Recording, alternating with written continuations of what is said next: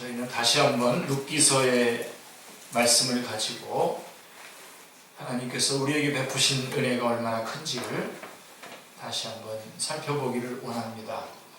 룻기는 1장 1절에서 보듯이 여러분들이 오늘 성경 열심히 찾아보시면서 이렇게 보시길 바랍니다. 룻기는 1장 1절에서 사사들이 치리하던 때에 라고 이렇게 시작이 됩니다. 사사기 말미에서 사사들이 치리하던 때에 있었던 두 개의 부록을 대한 바 있는데요. 둘 다 레위인들이 나오는 두 개의 부록을 우리가 만났는데요. 룻기서는 그 사사시대에 있었던 또 하나의 부록이라고 할 수가 있습니다. 또 하나의 에피소드가 나와 있는 거죠. 근데 룻기가 중요한 것은 이 룻기가 이 룻기가 있음으로써 사사기가 온전해지기 때문에 룻기가 아주 중요합니다. 자, 주님은 안식일을 범했다고 비난하는 유대인들에게 내 아버지께서 지금까지 일하시니 나도 일한다 라고 말씀하셨습니다. 요한복음 5장 17절이죠. 내 아버지께서 이제까지 일하시니 나도 일한다.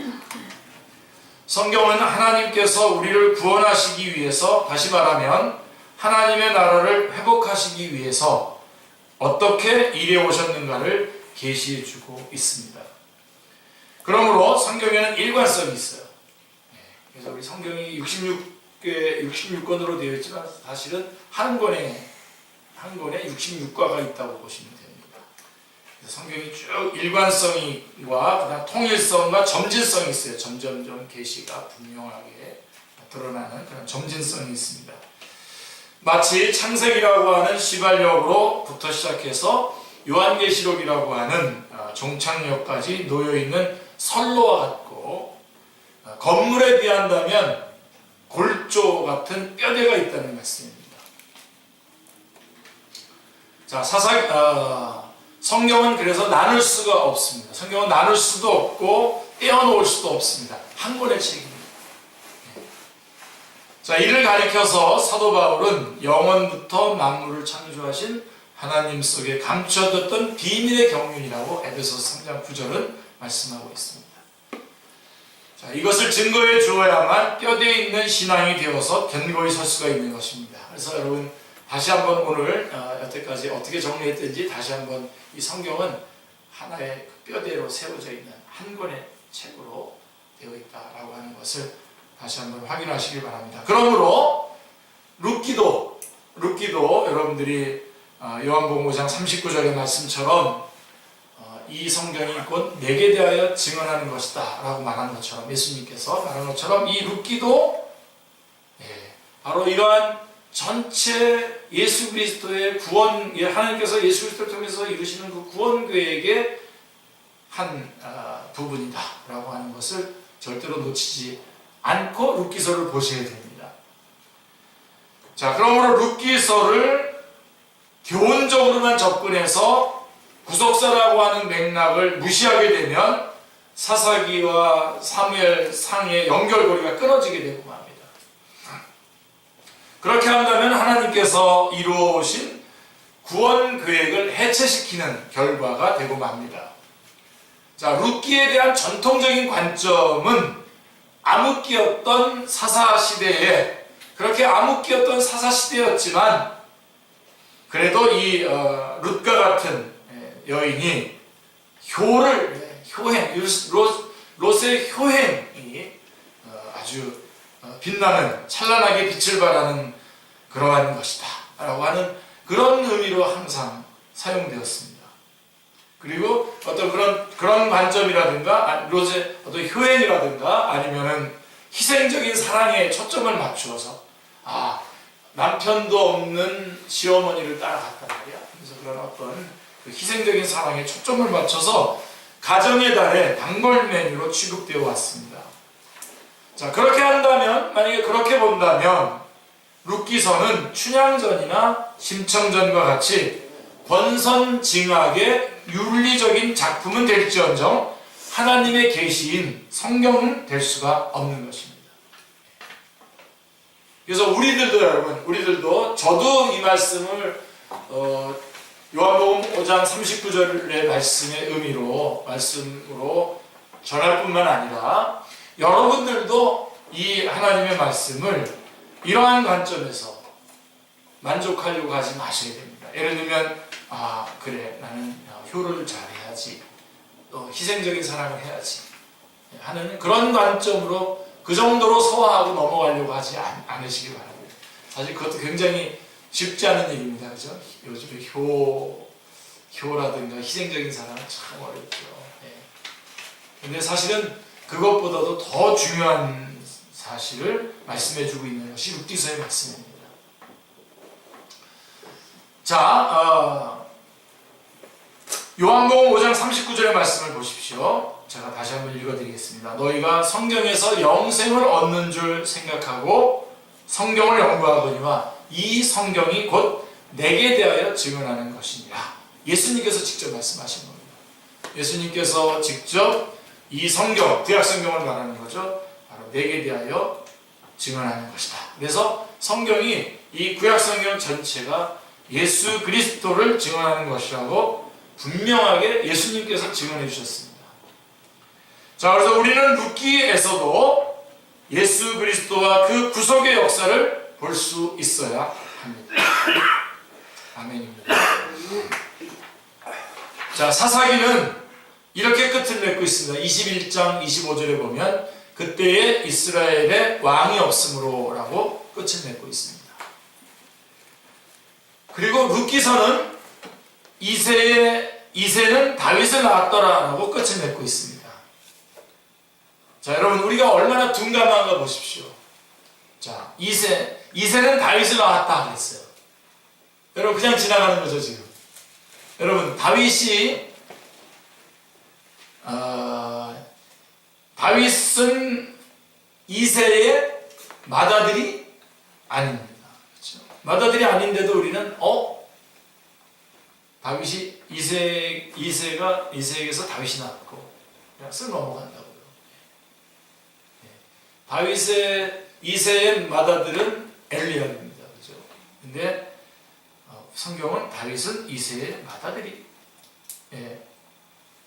이새는 다윗을 낳았다라고 하면서 이렇게 그대로 넘어갑니다.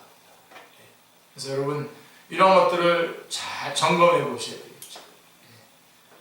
자, 그래서 룻기에 등장하는 중요한 인물은 룻과 보아스입니다. 보아스는 룻을 맞이해서 오벳을 낳았습니다. 그런데 룻기는 오벳을 낳았더라라고 끝나지 않습니다. 오벳을 낳았더라 하고 난 다음에 오벳은 이새를 낳았고 이새는 아까도 말씀드렸던 것처럼 다윗을 낳았다. 맏아들도 아닌데 다윗을 낳았더라. 막내인 다윗을 낳았더라 라고 다윗이라고 하는 인물까지 더 나아가고 있는 것을 봅니다. 자, 이것을 대할 때 우리는 당연히 물어야 합니다. 무엇을 말씀하시기 위해서 다윗을 낳았더라 라고 말씀하시는가? 이는 왕이 없는 줄로 여기고 제멋대로 행하던 그 사사시대에 하나님께서는 왕을 준비하고 계셨음을 계시해주고 있는 것입니다. 사사시대의 그 혼란스러운 그 상황이 적어도 7번이나 반복되지 않습니까? 그렇죠? 하나님 앞에 범죄하고 하나님께서 다른 나라에게 그 이스라엘을 붙이면 이스라엘의 고역 가운데 있다가 하나님 앞에 부르짖고 하나님께서 사사를 보내주시고, 그래서 이게 사이클, 순환한다 그래가지고 순환 사사기 아닙니까? 사사들의 그 순환 이야기 아닙니까? 그런 것이 7번 이상 반복되는 그런 가운데에, 그래서 왕이 없어서 마음대로 행하던 그때에 사실은 하나님이 왕이었죠, 그죠? 하나님이 왕이셨는데 그들이 왕이 없는 것으로 인해서 마음대로 행할 때 하나님께서는 바로 이 룻기서에서 바로 보아스를 통해서 오벳을 낳고 오벳을 통해서 이새를 통해서 다윗을 낳았다라고 하면서 말씀해주고 있습니다. 여러분 마태복음 1장에 여러분 잠깐만 한번 가보실까요? 마태복음 1장 1절에 보면 6절에 보십시오. 마태복음 1장 6절에 보시면 이새는 다윗 왕을 낳았느니라. 다윗은 우리아의 아내에게서 솔로몬을 낳았고, 솔로몬은 르호보암을 낳고, 르호보암은 아비야를 낳고, 아비야는 아사를 낳고. 여러분, 원래대로 하려면 진짜 바르게 똑같이 하려면 이렇게 해야 되죠. 이새는 다윗 왕을 낳았느니라. 다윗 왕은 우리아의 아내에게서 솔로몬 왕을 낳고, 솔로몬 왕은 르호보암 왕을 낳고, 르호보암 왕은 아비야 왕을 낳고, 이렇게 그래야 되잖아요. 그죠? 근데 왕자는 누구에게만 붙입니까? 다윗 왕에게만 다윗 왕이라고 붙이고 있어요. 여기에 바로 이 다윗 왕이 누구를 말하는 것입니다. 예수 그리스도의 그 영원한 왕, 만왕의 왕이신 영원한 왕이신 예수 그리스도를 말씀해주고 있는 것입니다. 자, 그래서 이제 왕이 없는 줄로 여기고 제멋대로 행하는 사사시대에 하나님은 왕을 준비하시고 계셨음을 계시해주고 있는 것이죠. 이것이 룻기서의 첫째 주제입니다. 자, 그리고 룻기 다음 책인 사무엘상에서 16장 1절에 보면 너는 뿔에 기름을 가지고 가라. 내가 너를 베들레헴 사람 이새에게로 보내리니 이는 내가 그의 아들 중에 한 왕을 보았느니라 하시는지라 하고 준비해 놓으신 왕이 바로 다윗임을 말씀해주고 있는 것입니다. 그렇기 때문에 룻기가 만약에 없다면, 룻기가 아니라면 사사기가 온전해지지 못한다고 말했던 것입니다. 그리고 주목해야 될 것은 다윗의 족보를 보아스로부터 시작하지 하고 있는 것이 아니라 4장 18절, 여러분 룻기 4장 18절 우리가 본문으로 읽었었던 곳으로 다시 한번 돌아가 보실래요? 그냥 다윗의 족보가 보아스 우리 지금 룻과 결혼해서 보아스로부터 이렇게 쭉 내려왔잖아요. 근데 보아스로부터만 얘기하는 게 아니라 보아스의 위쪽도 얘기를 합니다. 베레스의 계보는 이러하니라 4장 18절에. 그러고서는 베레스까지 서굽에 올라가고 있는데 베레스는 또 뭐라고 되어 있냐면 다말이 유다에게 낳아준 베레스라고 설명해 줌으로써 다윗의 뿌리가 유다 지파 자손임을 밝혀주고 있다는 점입니다. 다말, 창세기 38장에 나오는 다말 아시죠? 이 유다의 며느리인데 자식을 낳지 못하게 돼서 변장을 하고 유다와 결합을 해서 베레스를 낳지 않습니까? 그리고 그 베레스로부터 쭉 이렇게 진행돼요. 이 구속사의 그 계보가 끊어질 뻔했던 것을 지혜로운 그 다말을 통해서 잇는 그런 모습. 그래서 보아스의 밑으로 이새 다윗 왕까지 얘기를 하지만 또 위쪽으로는 쭉 올라가서 유다 지파를 얘기하고 유다 지파 위에 야곱이고 야곱 위에 이삭이고 이삭이 아브라함 얘기가 그렇죠. 아브라함, 다윗 이렇게 큰 봉우리를 이 구속의 계보가 이렇게 흘러내려가고 있다라고 하는 것을 말씀해주고 있는 것입니다. 자, 그러면 다윗의 뿌리를 유다까지 거슬러 올라가 보여주는 의도가 무엇입니까? 성경은 창세기에서 유다에게 49장, 창세기 49장 10절은 유명한 구절이죠. 규가 유다를 떠나지 아니하며 통치자의 지팡이가 그 발 사이에서 떠나지 아니하시기를 실로가 오시기까지 이르리니 그에게 모든 백성이 복종하리로다 라고 이미 예언한 바가 있습니다. 하나님께서 보아두신 사무엘상 16장 1절에 하나님께서 보아두신 다윗이 이 정통을 이어받을 줄기임을 보여주기 위해서 이렇게 유다까지 보아스로 위로 올라가서 유다까지 연결해주고 있는 것을 보게 됩니다. 그리고 이 구속사의 맥은 여기가 끝이 아니라 하나님은 다윗에게서 사무엘하 7장 12절에 보면 내가 내 몸에서 내 씨를 내 뒤에 세워 그의 나라를 견고하게 하리라. 그리고 사무엘하 7장 16절에 보면 내 집과 내 나라가 내 앞에서 영원히 보존되고 내 왕위와 영원히 견고하리라 라고 세워주신 언약으로 이어지고 있는 것을 보게 됩니다. 영원한 왕이신 예수 그리스도를 연결해주고 있는 것을 보게 됩니다. 그래서 이 사무엘하 7장 12절부터 16절이 이제 메시아 언약이죠. 다윗 언약, 다윗을 통한 메시아 언약. 그리고 여러분들이 창세기에서 이미 봤던 것처럼 12, 13, 15, 17, 22장 18절에 나와 있는 것처럼 아브라함 언약, 씨로 말미암아 천하 만민이 복을 얻으리라고 하는 이 구속의 두 기둥이죠. 쭉 이렇게 이 보아스 룻기서를 통해서 이 두 기둥을 이렇게 이어주고 있는 것입니다. 그래서 아주 제가 크게 말씀드린다면 창세기 3장 15절의 원복음, 창세기 22장 18절의 아브라함 언약 복음이죠. 그 다음에 사무엘하 7장 12절로 16절에 나오는 다윗 언약, 이게 복음이죠. 그리고 마태복음 1장 1절에서 아브라함과 다윗의 자손 예수 그리스도의 계보라 하고서는 요한복음 19장 30절에서 예수님 십자가에서 다 이루었다라고 말씀해주고 있습니다. 그래서 하나님의 나라가 시작됐고 그 다음에 요한계시록 21장 6절에 가면 이 모든 것을 다 이루었다라고 다시 한번 선포해주고 있는 것을 보입니다. 바로 그러한 이야기를 쭉 연결해주고 있는 겁니다. 성경은 이런 관점으로 여러분들이 계속 보셔야 됩니다. 자, 그러면 여러분 이게 오늘 우리에게 무슨 의미가 있습니까? 제가 이런 그 부석사의 말씀을 전하고 이런 어떤 교리를 더 중요하게 여기고 이렇게 전하니까 어떤 분이 목사님은 현실적인 거는 너무나 안 다뤄줘서 우리가 한 달에 한 번은 또 우리 자체 모임을 가지면서 좀 현실적인 거 다뤄보겠습니다. 그렇게 요구하시기도 하더라고요. 그래서 해보라 그랬어요. 그때 다시 와서 해달라고 하더라고요. 여러분, 우리가 현실에서 겪고 있는 많은 문제들, 여러분이 지금 볼 때는 그게 대단한 것 같고 엄청난 큰 문제인 것 같지만요, 사실은 혹시 조족지혈이라는 거 혹시 아십니까?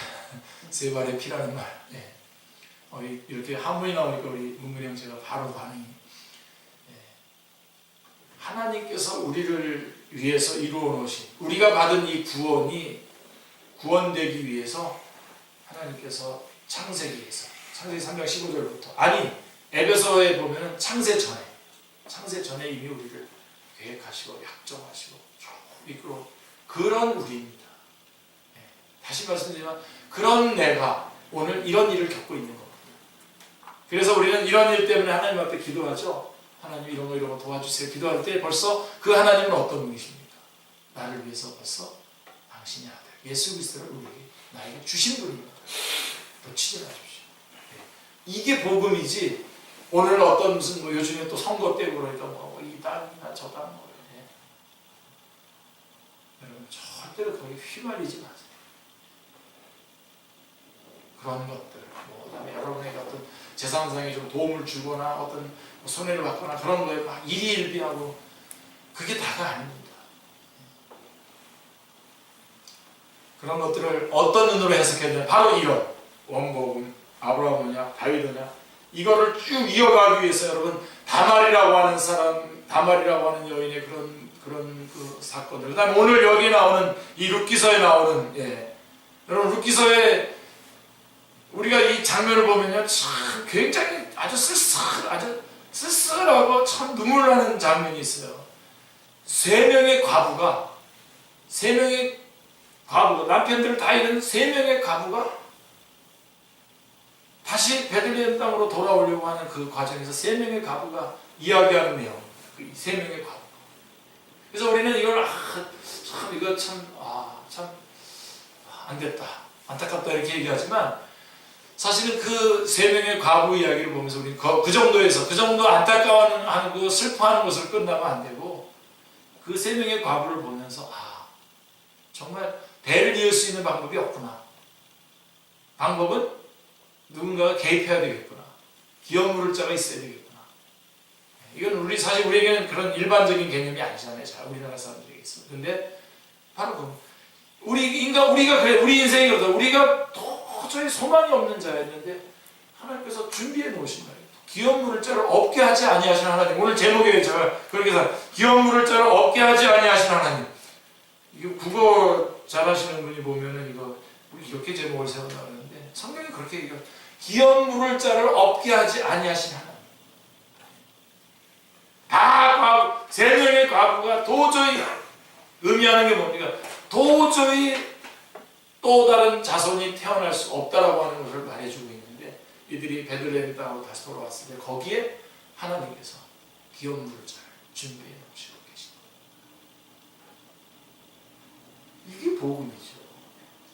여러분, 이 룻기서는 나오미의 유업을 잇는 이야기, 나오미의 기업을 이어주는 이야기가 아닙니다, 여러분. 이것은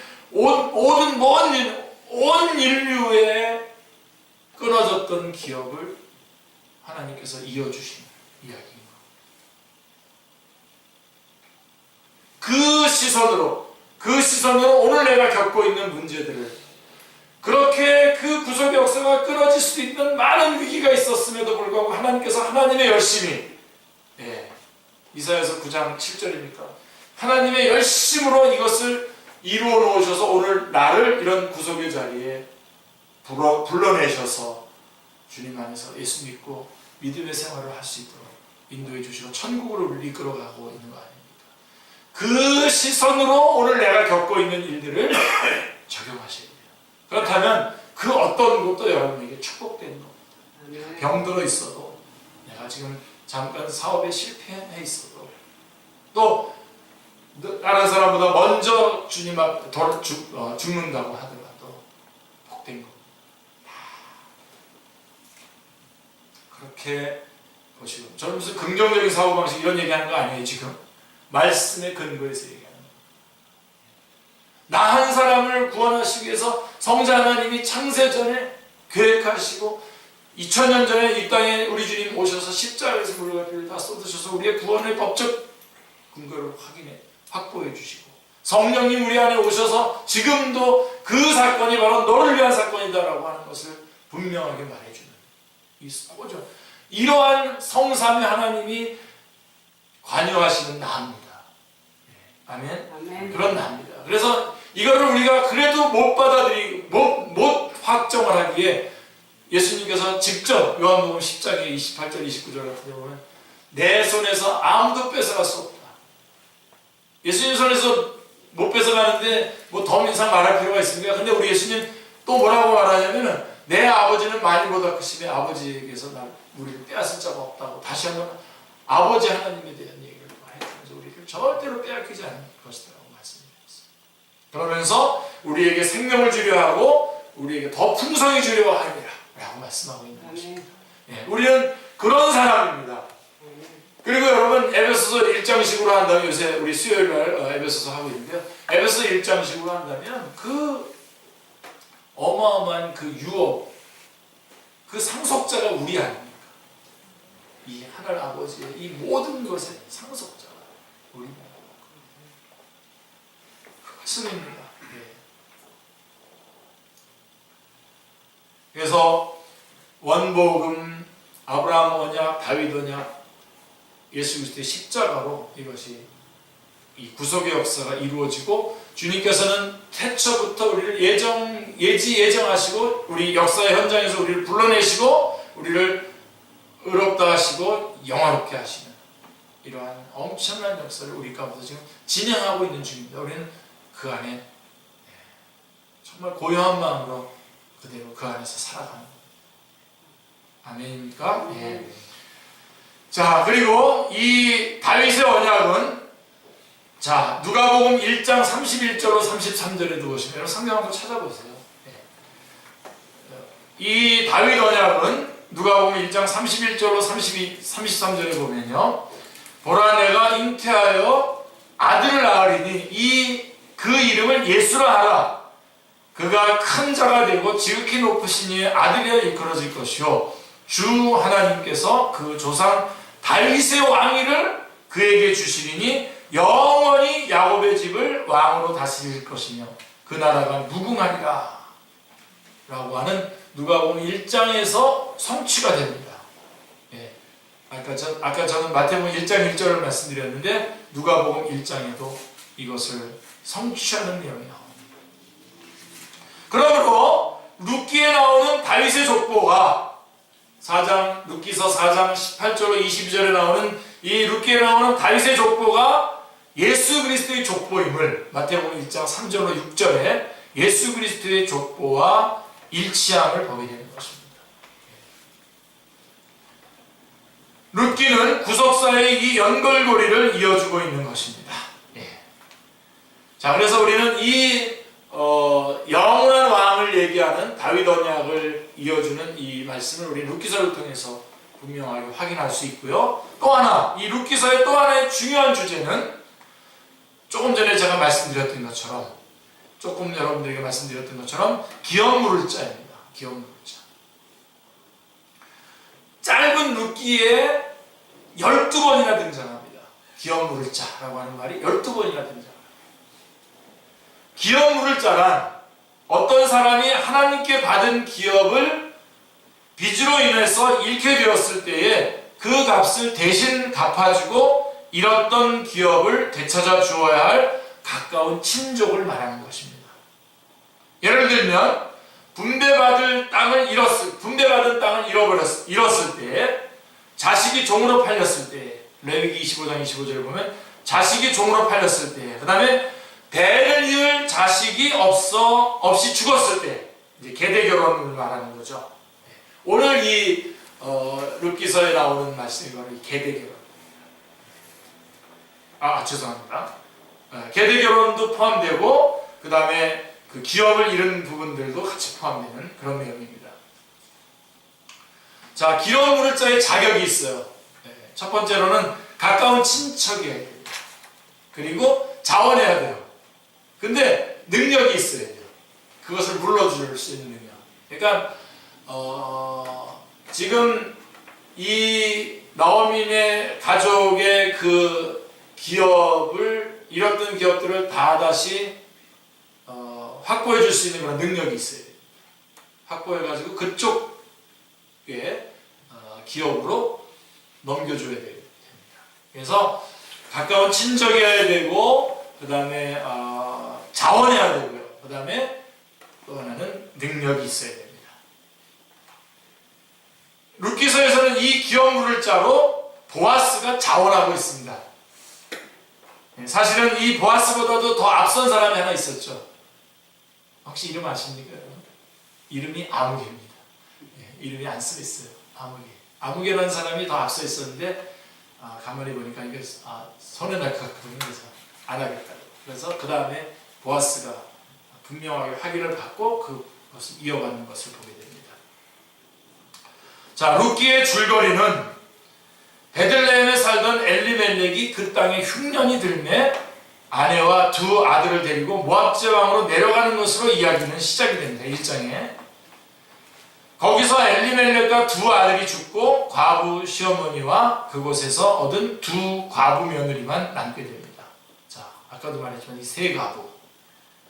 이것은 그냥 처량하고 불쌍하다는 것을 드러내기 위한 것이 아니라 대를 이을 가망이 전혀 없음을 성경이 말해주는 겁니다. 대를 이을 수 있는 가망이 전혀 없다. 세 과부.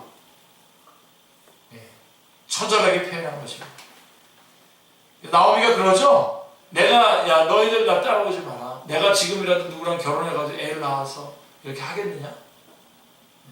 애 낳으면 이제 계대 결혼식으로 그 순서대로 형을 대신해서 동생이 결혼을 해야 되잖아요. 그럴 수 없다라고 하는 것을 분명히 말해주고 있는 것을 보게 됩니다. 그래서 그 중에 한 자부인 오르바는 시어머니인 나오미를 작별하고 자기 시내게로 돌아갔죠. 아주 그냥 정말 이분은 그냥 실용적으로, 그러니까 심리적으로 그냥 간 겁니다. 그래, 내가 다시 내 인생 다시 살아야지. 그래서 시어머니에게서 돌아갔습니다. 그런데 룻은 이렇게 말합니다. 룻기서 1장 16절 17절에 보시면요, 룻이 이르되 내게 어머니를 떠나며 어머니를 따르지 말고 돌아가라 강권하지 마옵소서.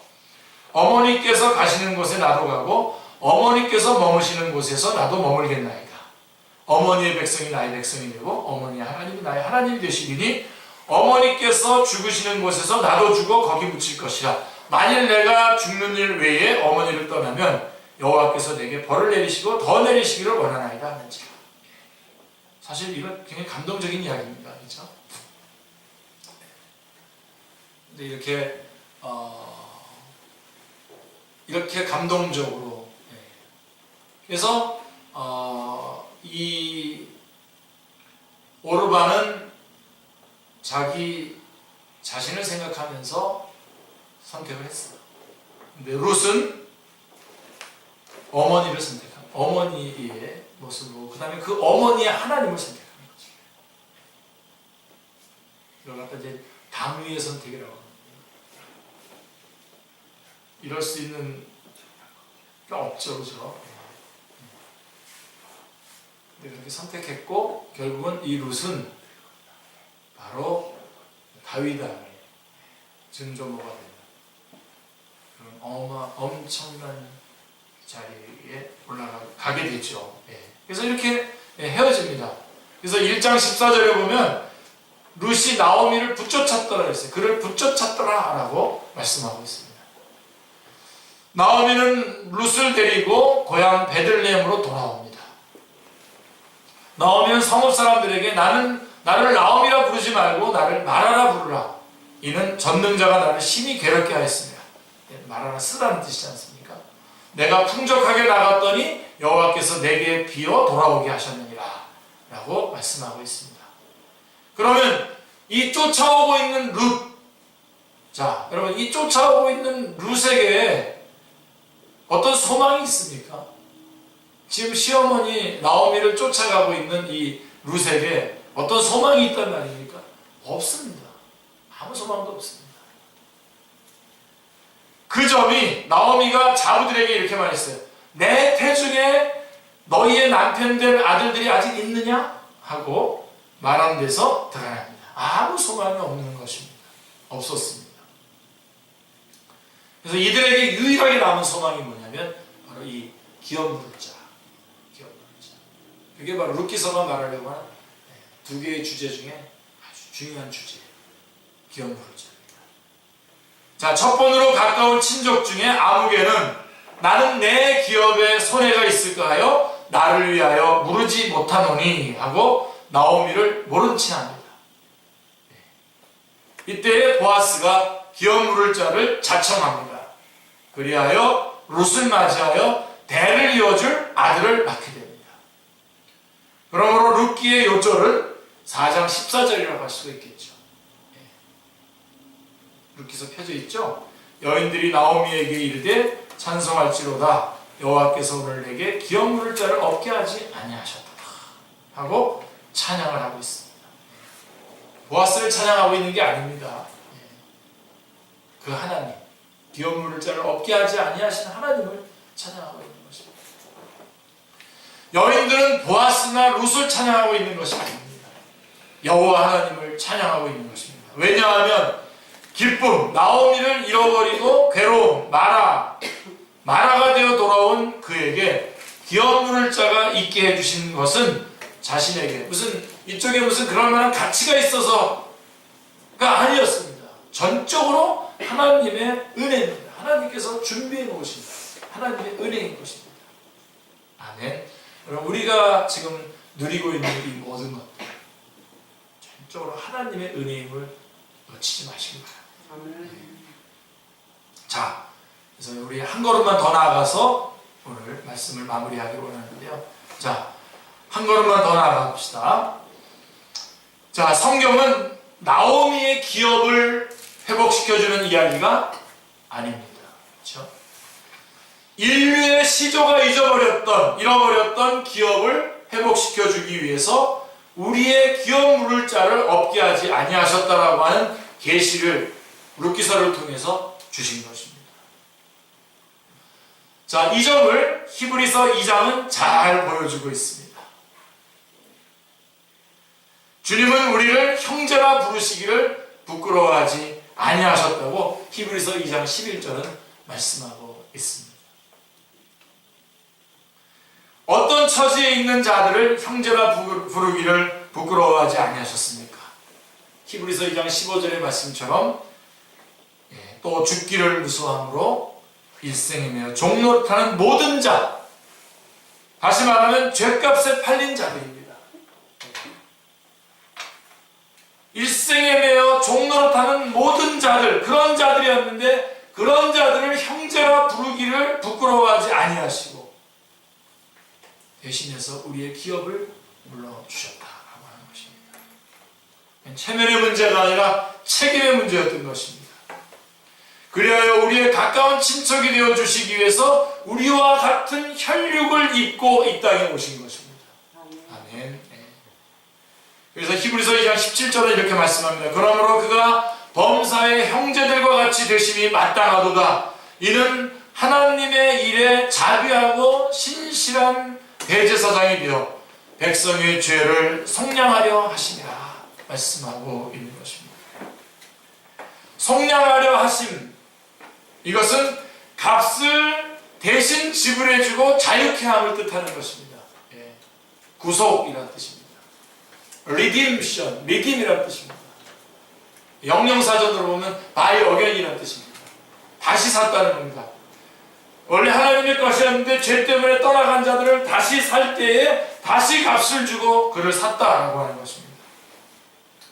그래서 히브리서 2장 9절은 이를 행하심은 하나님의 은혜로 말미암아 모든 사람을 위하여 죽음을 맛보려 하심이라 라고 말씀하고 있습니다. 그래서 이것은 전적으로 우리가 잃어버렸던, 우리 인류가 잃어버렸던 그 기업을 다시 무르르게 다시 잊게 해주신 이것은 전적으로 하나님의 은혜인 것입니다. 우리 가운데 무슨 꼬투리가 있어서가 아니라 말입니다. 그래서 여러분 다시 한번 이 부분을 다시 한번 여러분 강조하시기 바랍니다. 오늘날 교회의 우리 성도들의 문제가 뭡니까? 예수님 부인하지 않습니다. 그런데 내가 어느 정도 자격이 있어서 믿었다고 생각해요. 내가 어느 정도 괜찮아서 믿었다고 생각하고 또 그런 괜찮은 어떤 흔적들을 남기려고 복음이 아닌 다른 것들을 자꾸만 갖다 추가적으로 더하고 있어. 여러분 깨끗하게 하나님의 은혜입니다 라고 분명하게 고백하시기 바랍니다. 모든 게 다 하나님의 은혜입니다. 창세전에 우리를 선택하신 것도 하나님의 은혜, 예수님 우리 가운데서 십자가를 돌아가신 것도 하나님의 은혜, 성령님 우리 안에 오셔서 그 다음에 그 말씀을 전달해준 전달자가 있었어요. 언더우드 이런 사람들이 우리 전달자가 있었어요. 그 전달자를 두신 하나님을 그 은혜이고 은혜 위에 은혜고 은혜 위에 또 은혜입니다. 그 말씀이 내게 전해졌을 때 내가 믿었어요. 성령님 역사에서 믿었어요. 이게 다 은혜인 것입니다. 전적으로 하나님의 은혜로 말미암은 것입니다. 그러므로 룻기에서 여인들이 보아스를 찬양하고 있는 것이 아니라 찬송할지로다 여호와께서 오늘 내게 기업 물을 자가 없게 하지 아니하셨도다 라고 하심은 이것을 통해서 우리를 인류의 기업 물을 자가 되시는 예수 그리스도에게로 인도하시기 위해서인 것입니다. 예수 그리스도를 바라보도록 룻기서도 요한복음 5장 39절의 말씀처럼 이 성경이 곧 내게 증언하는 나를 내게 대하여 증언하는 것이다 라고 하는 말씀 그대로 이 룻기서를 통해서도 우리는 예수 그리스도를 만나고 그 예수 그리스도를 통한 구속을 우리가 얻는 것입니다. 구속을 받는 것입니다. 자, 나오미는 룻에게 이렇게 말합니다. 참 귀중한 말씀입니다. 여러분 오늘 이 말씀도 여러분 꼭 붙잡으시기 바랍니다. 3장 18절에 룻기 3장 18절에 보면 내 딸아 이 사건이 어떻게 될지 알기까지 앉아있으라. 그 사람이 오늘 이 일을 성취하기 전에는 쉬지 아니하리라. 이 보아스가 이 모든 일을 다 처리합니다. 나오미는 룻을 그냥 바로 그냥 보아스의 그 이불 밑으로 보내가지고 그냥 결합을 시키려고 했지만 보아스는 딱 맞고서 절차를 딱 밟아서 자기 순서가 되자 이 모든 것들을 다 처리합니다. 여러분 우리가 구원받을 때 우리가 한 일이 하나도 없습니다. 잠잠히 그분의 인도하심 가운데 순종하는 것이 우리가 해야 할 우리가 할 수 있는 일입니다. 그렇습니다. 잃었던 기업을 회복하는 일에 나오미나 룻이 보태할 일은 아무것도 없습니다. 앉아있으라 할 뿐입니다. 오직 그 사람이 오늘 이 일을 성취하기 전에는 쉬지 아니하리라.